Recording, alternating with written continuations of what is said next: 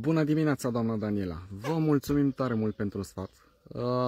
Sunt total de acord cu dumneavoastră. Udatul de dimineață este mult mai benefic pentru plante.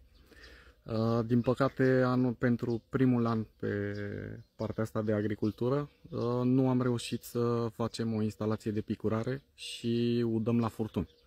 Ori cred că suntem cu toții de acord că pentru furtun avem spor doar dacă este conectat la o damigeană, altfel n-ai cum să ai spor și durează foarte mult ca să udăm toată grădina.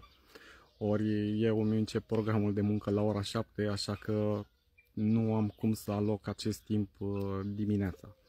Dar acordăm plantelor suficient timp cât să ajungă la temperatura ambientală, adică odată ce soarele dispare de deasupra lor, le mai lăsăm cam 45 de minute, o oră, tocmai să fim siguri că nu le șocăm.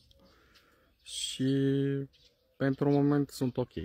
Acum este primul nostru an, noi ne bucurăm și de două roșii dacă reușim să le facem noi cu mânuțele noastre în grădina noastră, dar o să fim mai bine pregătiți pentru anul viitor și o să avem instalații de picurare. Vă mulțumesc pentru comentariu și zi frumoasă!